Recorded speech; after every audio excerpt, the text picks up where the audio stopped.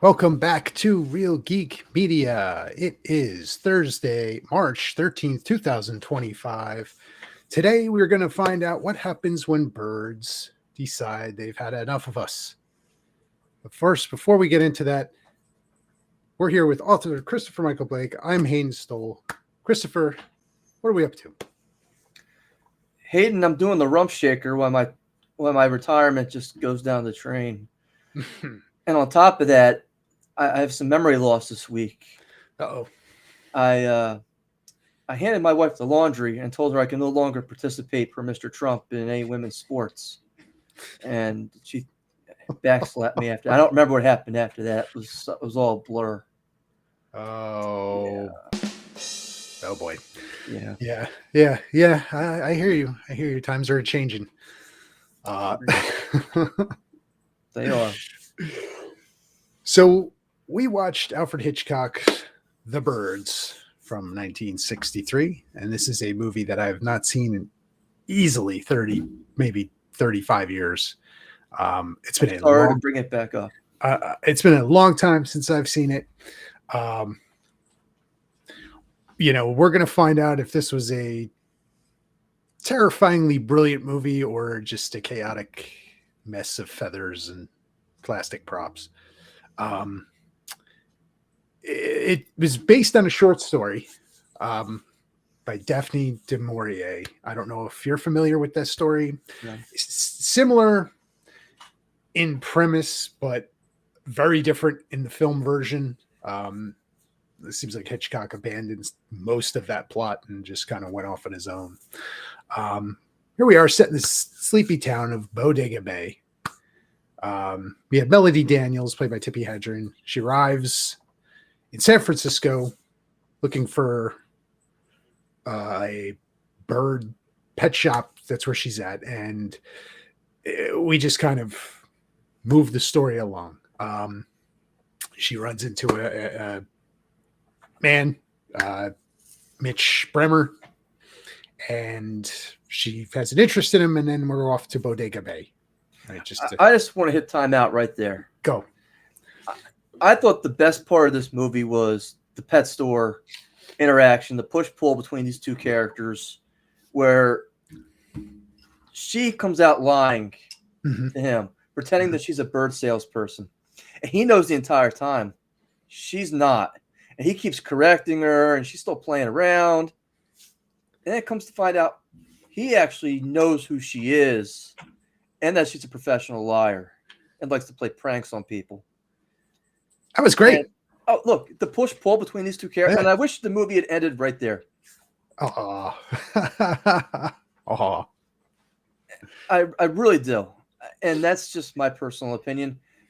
It reminded me the beginning of Hard Eyes with these two characters. There's some push-pull going on. And you can tell they both kind of are interested in each other. But, I'm not going to make it so easy for you. I mean, look, I never had a woman drive 2 hours after meeting me one time to come meet me and then be like, "Oh yeah, by the way," and she even has the weekend. yeah, and she has girlfriend. She has your ex-girlfriend. Exactly, but she has an elaborate plan to sneak into the house and deliver the lovebirds. But here's the thing, right? I agree with you. That opening scene was great. There's a lot of slow build through this. Slow is not the word, Hayden. But listen, tedious. I did not feel tedious. I enjoyed the slow build. I enjoyed that we got interplay with characters, who are more fleshed out than they probably deserve to be. But you got a lot of character interaction. Slow build, no score, just instant, terror. Okay, here comes birds. All you get is bird noises, and then it's just swarms. And I liked that. I appreciated that. I thought that was cool, because you take the time to build it up. Maybe it was too slow. Maybe looking back, it doesn't hold up as much. What was the total run length of this movie? 2 hours. And I'm going to tell you, this movie could not be made today. No. Not because it's anything heinous, not because the birds are attacking kids, but because there's nothing that literally happens in the movie for about 50 minutes to an hour. It's an hour, about an hour in before the first attack. Yes. And here's what I'm watching the movie, and it's fresh in my head because I finished watching it today. And you're the recent update of The Mist Yes. with Thomas Jane. Yes. I felt a lot of similarities in the build. I felt a lot of similarities in some scenes. I guess King may have been influenced by, some of the Hitchcock stuff, specifically the diner scene, which I loved in this movie. I loved that scene in this movie because that's actually pretty good. What's that? She came over and she slapped her, and it was like, okay, we need to. But even stop saying I'm evil and all this other stuff, and who did this to you? And I love that part, but I'm even talking about before that, where they're just they're in the diner, they're meeting up, they're just having conversation, the bartender's listening, people are interjecting, they're all talking about this. No, I was attacked. And then you have the bird expert woman who's like, no, they would never do that. She's like, lady, I just came from the school. Then you got the drunk guy chiming in, and you got the sea captain chiming in, the woman with the kids saying, please, you're scaring the kids. I love that scene. I thought that was fantastic. This is just my opinion, and take it for what it's worth. Apparently, that lady who sat there and said that the birds can never attack has never been to the New Jersey shore where the seagulls will literally rip a French fry out of your hand while you're about to eat it. And these things have talons, and their beaks are sharp. And I'm sitting there watching this thing, and I'm like, all these birds on the New Jersey shore, all these seagulls, they need to be eradicated tomorrow. Because these things are parasites. I have seen where these birds have ripped bags of potato chips out of kids' hands. Yeah. Yeah. And I'm just sitting there like, can you imagine if there was no food? We'd be the next ones on the list. Yeah. I'm just like, I have to hide what I'm eating. And then I have my daughter running around chasing these seagulls around on the beach to keep her occupied. And, it's like, but these things are terrifying. If you go to the actual New Jersey shore, because it's just like they're mobsters, and they need their percentage to be on that beach. They need their cut.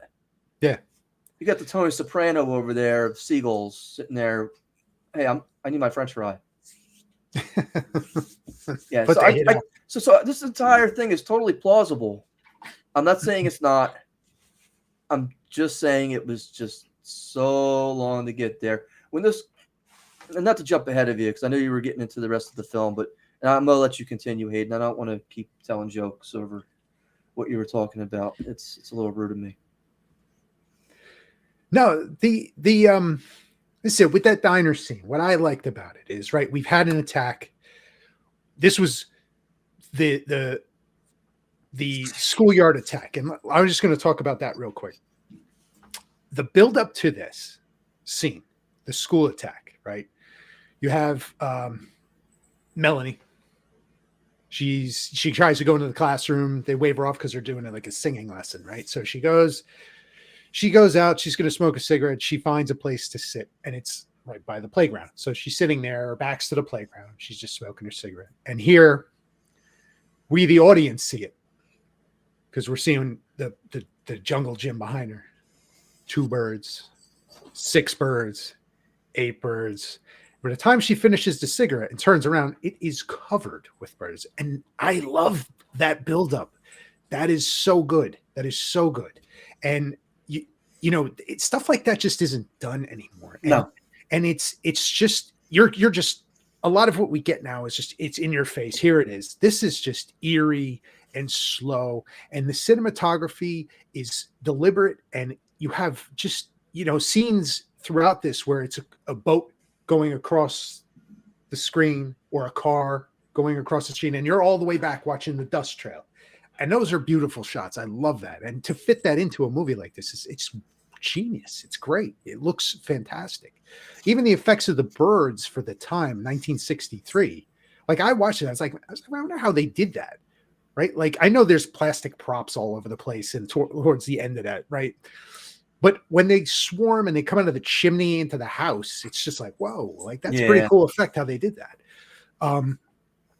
Yeah, go ahead, go ahead. Sorry. No, no, no. You're fine. I'm sitting here thinking to myself, what is the inciting incident in this movie? You know, if I was there and say, okay, we saw Avatar, we watched Avatar.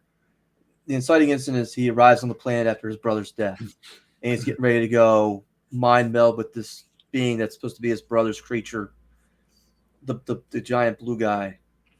That's the inciting incident. I can almost define that. He has to go there and kind of communicate, and that's the mission. That's the inciting incident.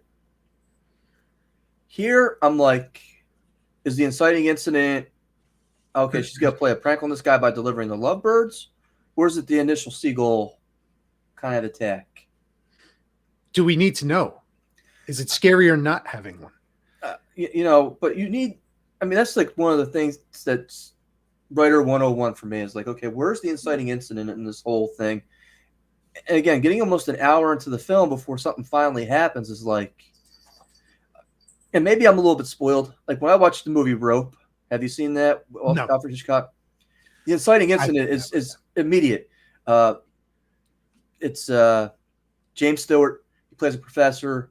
He shows up for this dinner party. And before the dinner party, these two students, they've murdered their college professor. Or maybe a fellow student.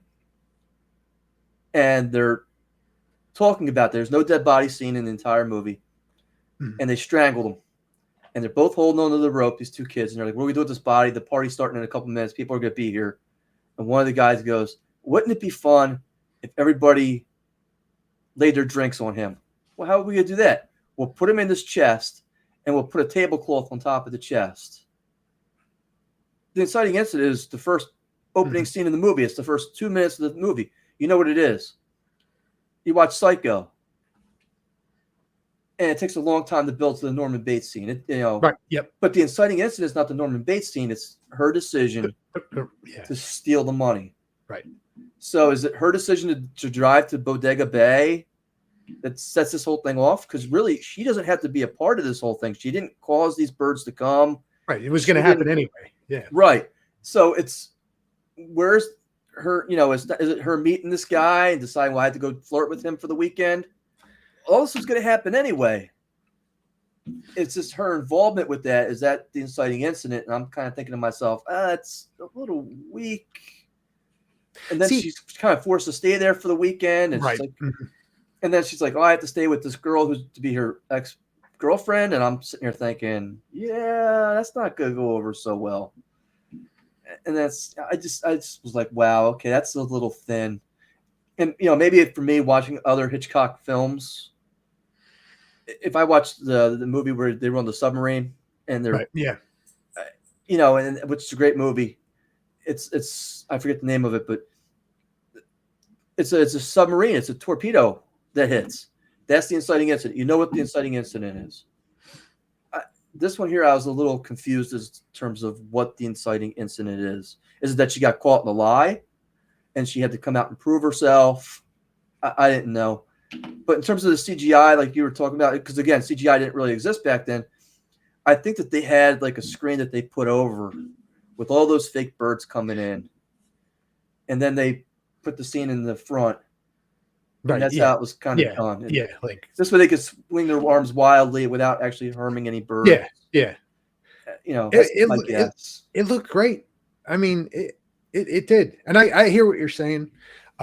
About the inciting incident.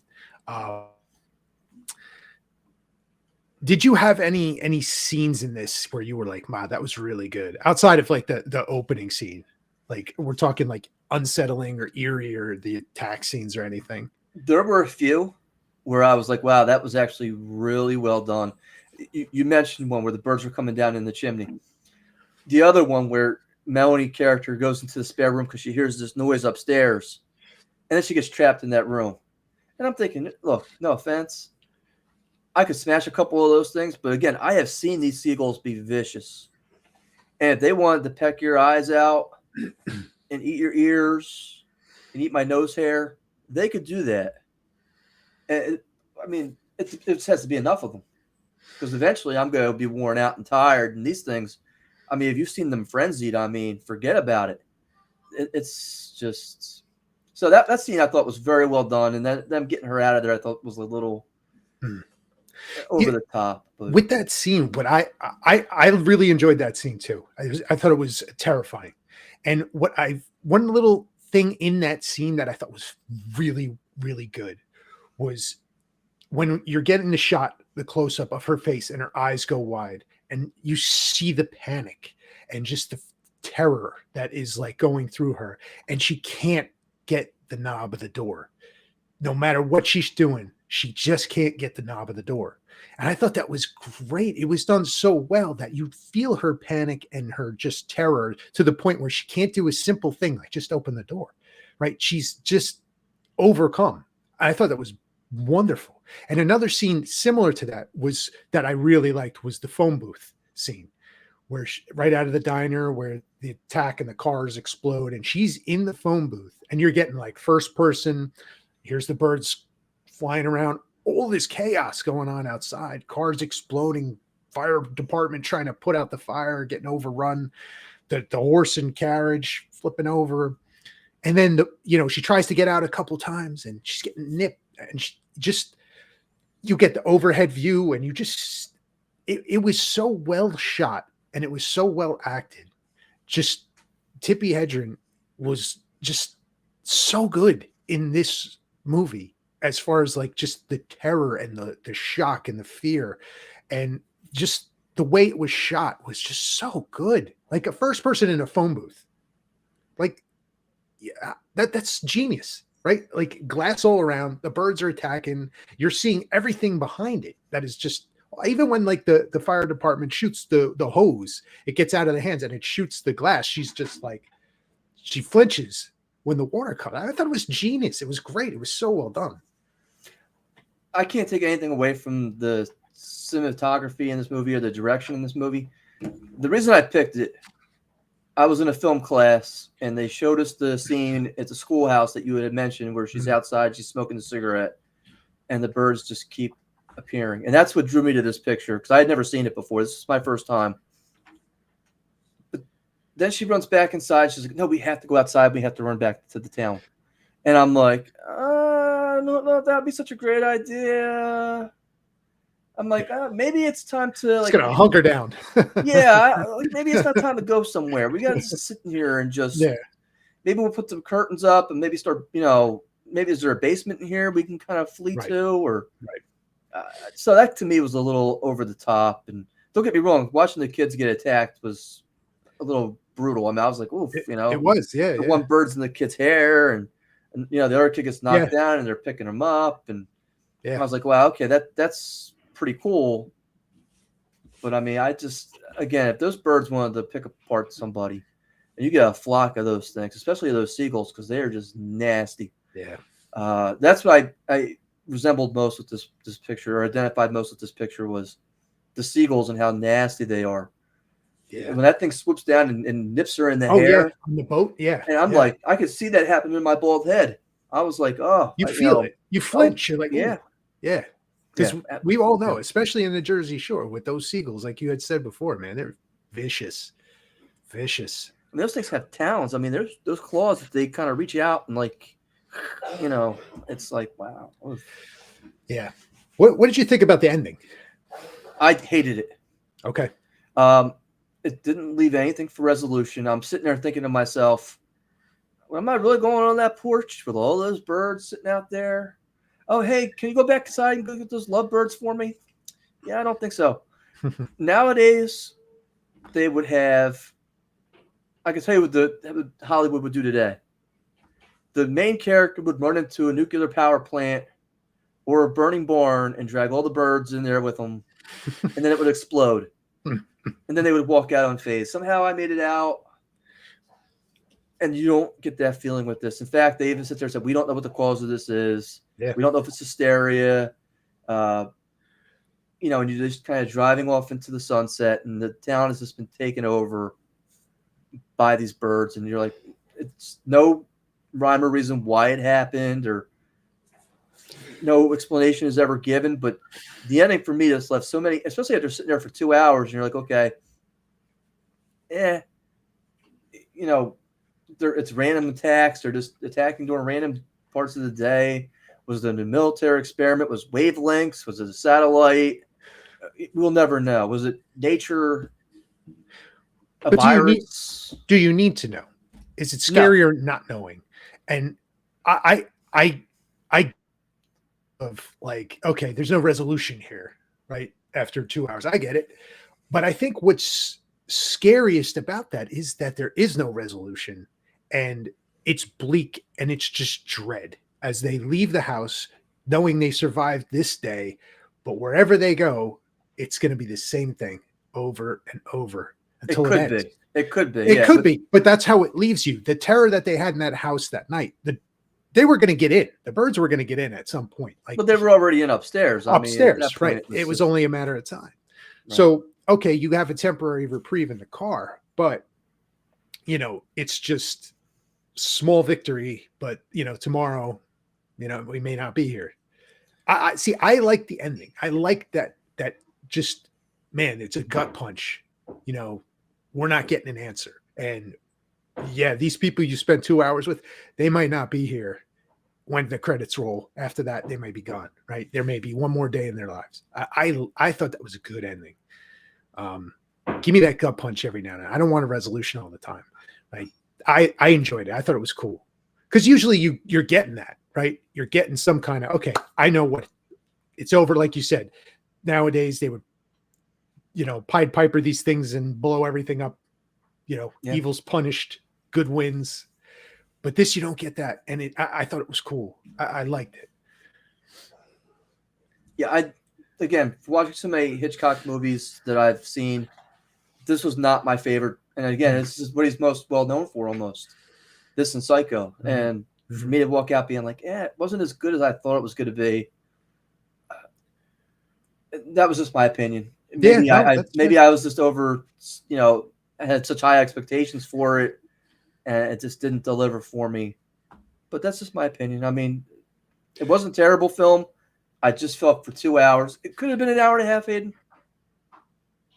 Yeah, I think it could have, but I think that also would take away from some of the feeling you may have of worry and caring about the characters. I did like their development. I enjoyed it. I thought it was good. Now, with that said, modern audience,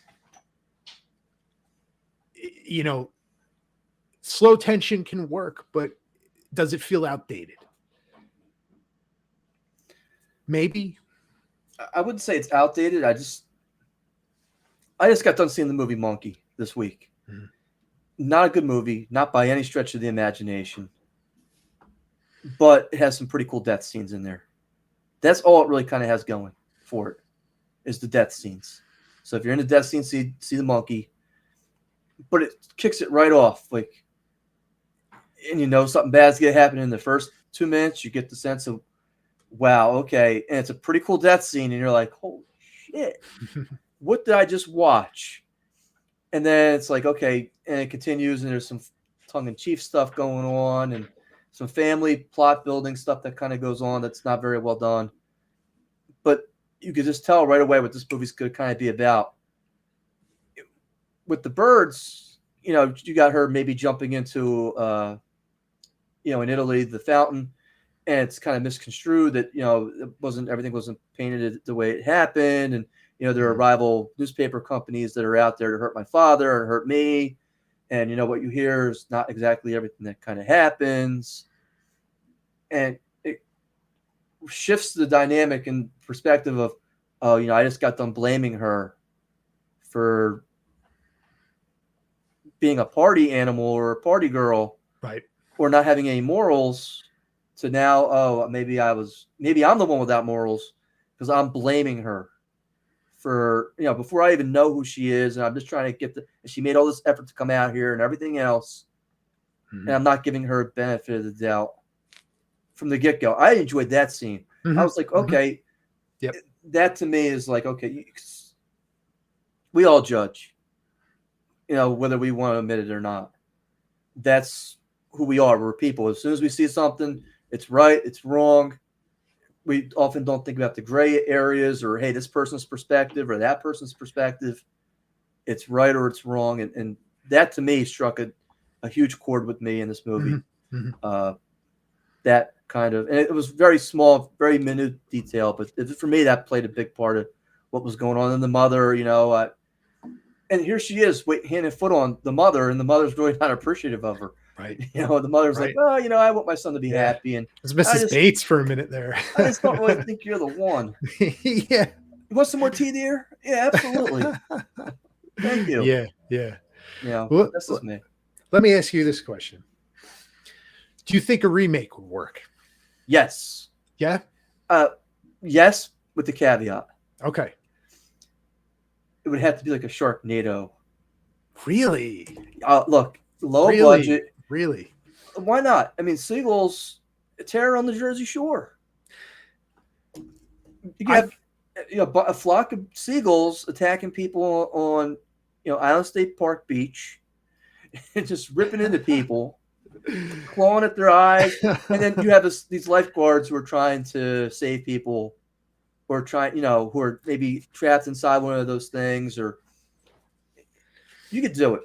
So you would do more of a instead of like this I consider a little more on the psychological end of things, but you would go more into the gore and to the true horror, right? Forget that. I'm even giving you the inciting incident. It's a toxic waste spill on the Jersey Shore that these seagulls get into. Why not? They've been getting into it for years. It's like trauma. The trauma pictures. It's like Class of Nukem High on the Jersey Shore with seagulls. Why not? And you could do it for a low budget because it has some sex in there, some violence. You had the birds attacking the military or the state troopers. Yeah. And interesting. And then you can have sequels. It's like part 2, you could have part 3, part 4. Ian Ziering. Exactly. Yeah. Tara Reid can get her arm cut off. Nothing's off the table here. There you go. Why not? If you got sharks in space, why can't you have seagulls on the Jersey Shore? Listen, Sci-Fi Channel, I hope you're listening. It's right there for the taking. I'm willing to write the script for it. There you go, man. Why not? So let's go. Final verdict for The Birds. Masterpiece, flawed classic, or overrated mess? I'd say it's somewhere in the middle. Just, again, modern audiences today are not going to sit 2 hours through a movie with 1 hour through a horror movie or a psychological thriller with almost nothing happening. Mm-hmm. For me, I enjoyed the dynamic of the push-pull between the two characters, the male and the female, the lawyer and this, newspaper's daughter. I enjoyed that. Not everybody's going to feel the same way. Right. Seagulls are terrifying, though. And, that's just my opinion. If they wanted to get into that phone booth and get to her, they would have gotten to that phone booth. When that dude ran over, it was like, let me in. Oh, man. Look, no offense, bud. Find your own. Find your own. Oh, look, you're done. Yeah. Get the fork. You're done. Yeah. For me, I'm going to give this masterpiece. This is a brilliant movie. I absolutely love this film. I loved it as a kid. It scared the crap out of me as a kid. As an adult watching it some 30 plus years later, I don't find it as scary. I find it very unnerving and eerie, and some of the other things that I had talked about in this episode. I enjoyed it, man. I still think it's a masterpiece. I think it's great, and I'm glad you picked it. Thank you for picking it, because I really enjoyed watching it again.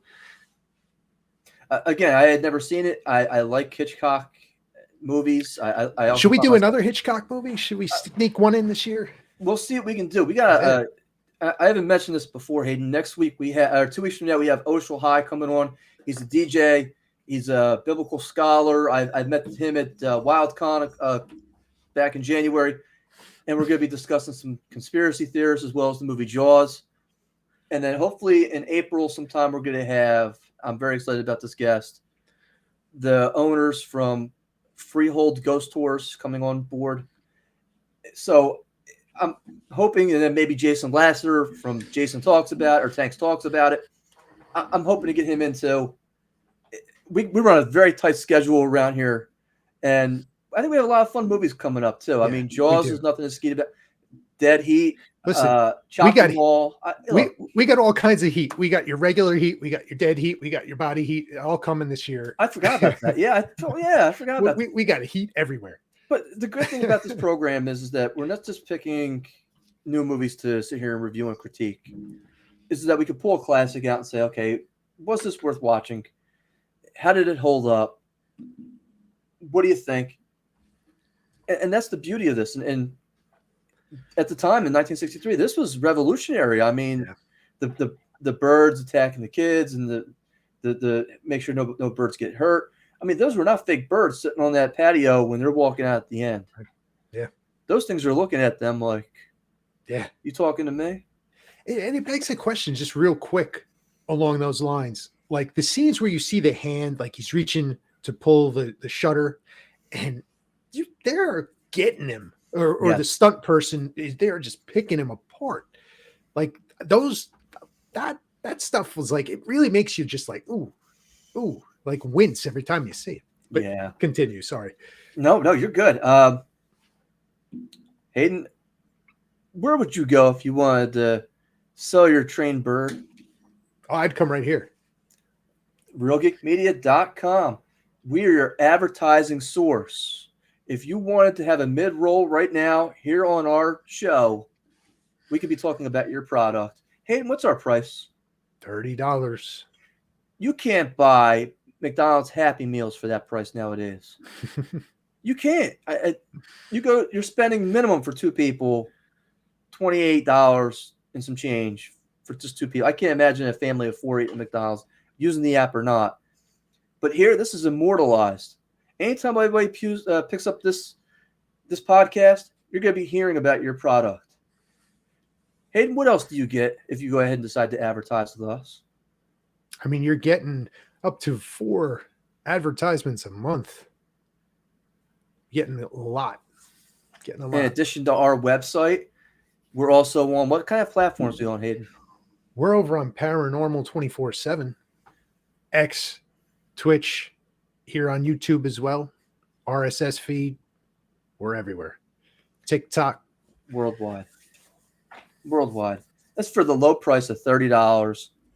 We're handing you the keys. All you got to do is put in the ignition and drive. Hopefully off into the sunset, away from the birds. Hey, I'm going to be at Monster Mania this weekend, selling my new book, Trespass Against Us. I'm very excited about this opportunity. I had to miss New Jersey Horror Con a couple weeks ago because I had COVID. But I'm very excited to get out there and finally get out there and start promoting this book.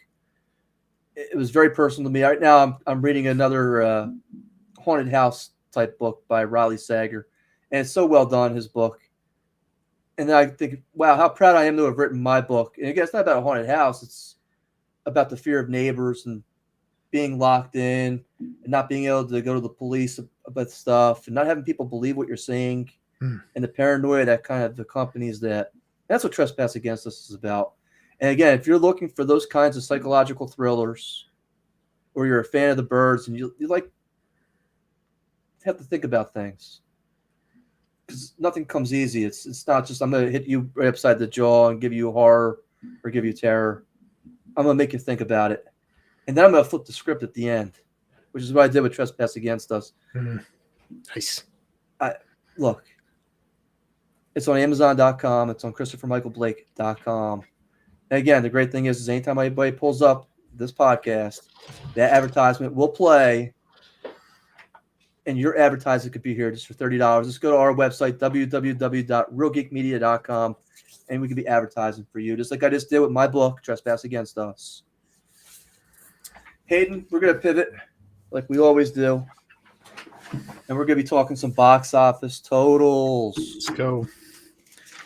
Hayden, it was a bloodbath. Uh-oh. One of those birds got in. They ate my cats. They ate my wife. It's a delicacy. They ate my daughter. Oh, geez. They ate me. I don't have any legs right now. Lieutenant Dan has no legs. Well, they kept my penis at least for now. But We had one clear-cut winner, and Hayden, that was you. Oh boy, I'm It on a wasn't even streak. close. Oh, Christopher. yeah, you're on. This What is is this? crazy. 3 in a row? I think so. It's 3 in a row because we've only done this Yeah. the second or third one we've done, but I think you've won hands down so far 2025. Wow. The first movie we reviewed was Last Breath, the Woody Harrelson diver movie. Yes. I said 10 million. You said 7. Actual retail number, Hayden. Congratulations, 7.8. Ooh. I mean, you almost hit it verbatim. Then there was Mickey 17. It's been getting great reviews. The Robert Pattinson film where he keeps dying to save humanity is the tagline. And again, critics are really seem to be raving about this thing. So I'm a little intrigued with it. Yeah. I guessed 11. You guessed 17. The actual retail number, Hayden, was 19. Ooh. Wow. And then there was the Insufferable in the Lost Lands.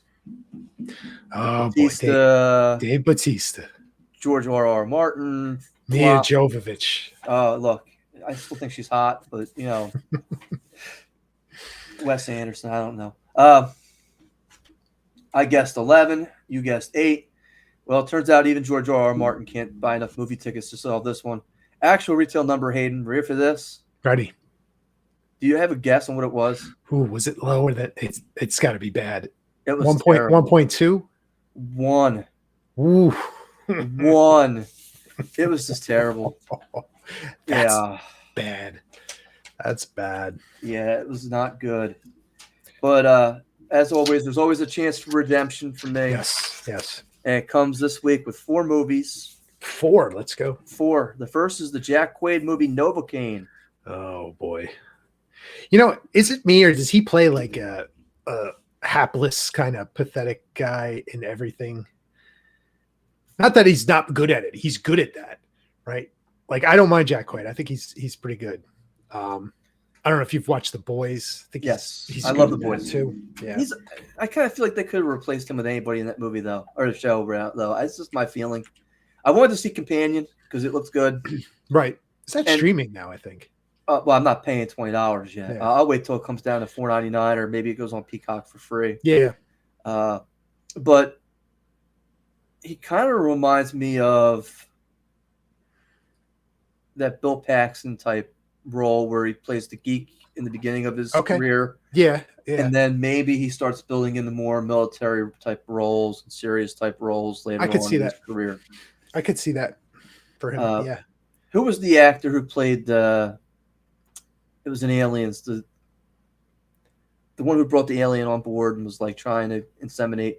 Paul Reiser.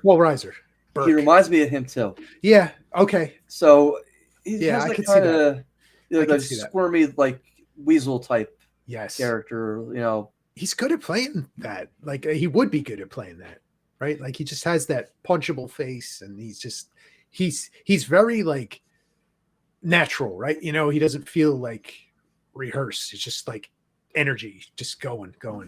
Yeah, I think he's a pretty good actor. Look, I'm not debating whether he's a star or not. I definitely think he is. Hayden, you get the choice. You want to go first? You want me to go second? Novocaine. I'm gonna go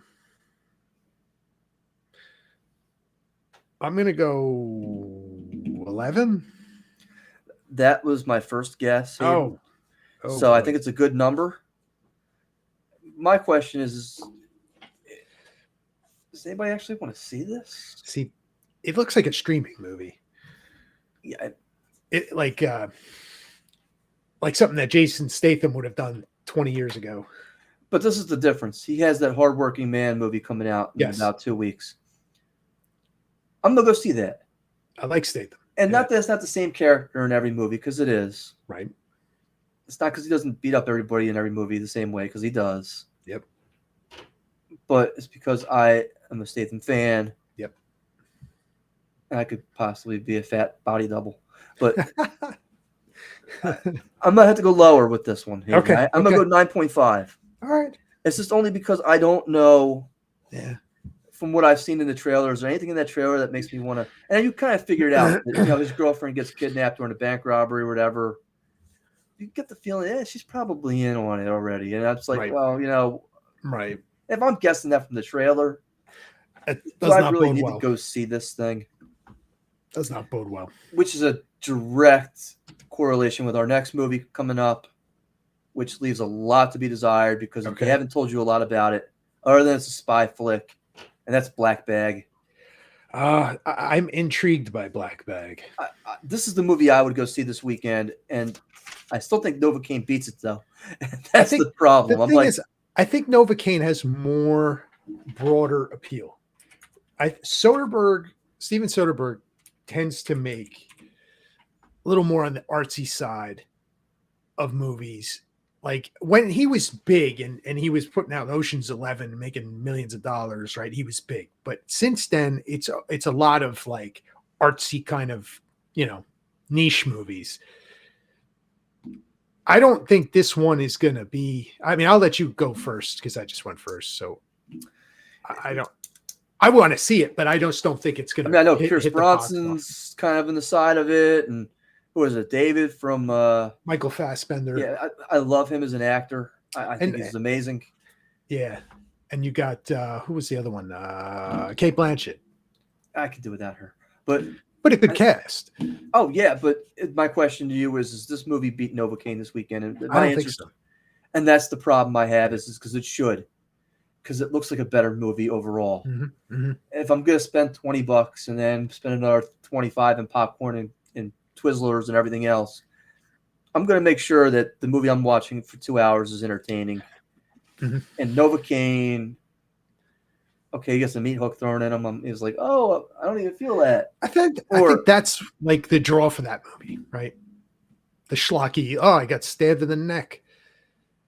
I picked up a frying pan. It's my, the fryer, But I'm barefoot and stepped on Legos. So if I said 9.5 for Novocaine, and I think Novocaine beats Black Bag, which is a shame because I think the Black Bag is going to be a better film. Yeah, I'm going to have to probably go 7.5. And I hate to say that. That's one of those ones I'm like, because I can see doing 17 too, and I'm like, yeah, I think that's a good guess. I'm gonna go with I'll go with 6. Wow, you went even lower.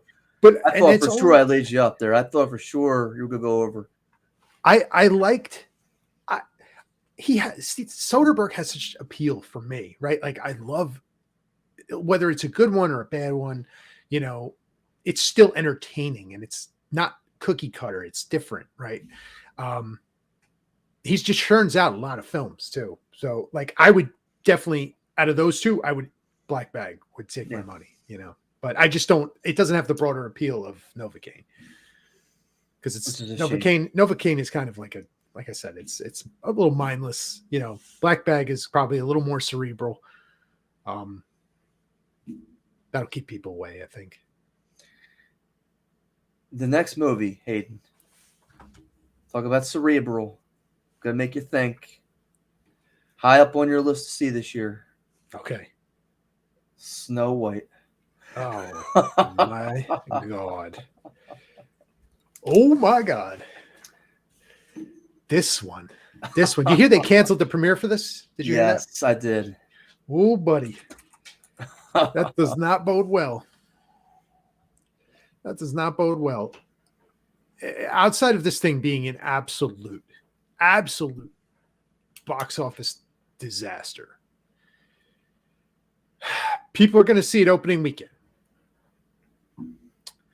And whatever they may have initially picked for this thing, it's going to come in less than that. They might have had to redirect their estimates. This is a good one. I think opening weekend we're looking at 40. That's an excellent guess, Hayden.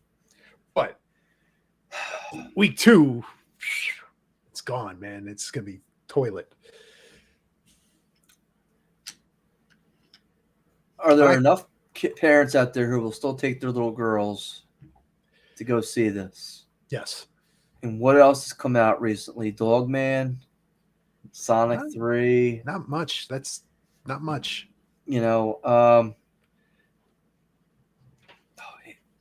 My question is how many of those parents know about the controversy with this thing and are like, we're staying away from it because we got to send Disney a message, which is what it is. We have to send this is not appropriate. That's a good question. And what percentage of those people are family members? And I almost want to go higher just because I think it'd be real easy just to go higher and say 50 million or 45 million and just cement. Because I need to win here, Hayden. I need to see it win. Listen, and I could see it doing well above 40. I just, it's a hard one to judge opening week. It is a hard one to judge. But my other problem is, it's like, personally, I'm like, 20 million sounds about right. But I don't think it could hit that number. I think it has to be higher than that. It's Snow White, it's Disney.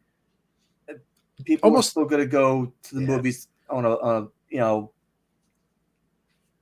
it's still not warm out yet so much. I gotta go 45. I gotta go for the win here, Hayden. I can't. It's a solid guess, man. Like that one's a hard one because you bring up good points about, if families on principle aren't going to see it. There will be families that see it and they don't care, right? Right. Their kids are like, ooh, Disney, right? Because they're just, they're kids, right? Please, mommy, take me to the movies. I could see it. So this thing could do 60, but maybe I'm biased because I've been following a lot of the controversial, comments from the cast.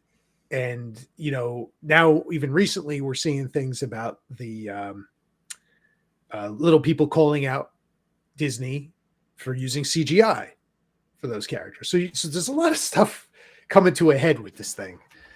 And where was all this years ago? I don't know. But was Hugh Grant not available to play a little person in this movie?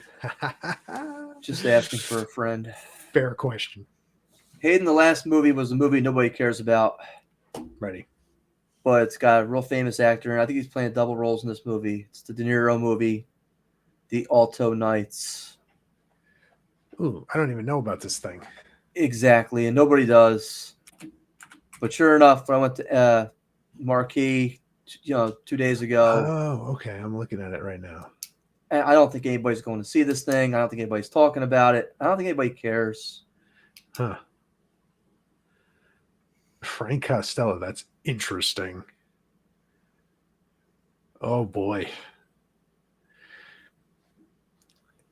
I think if he did this movie like 15 years ago, it'd probably do well. Oh yeah.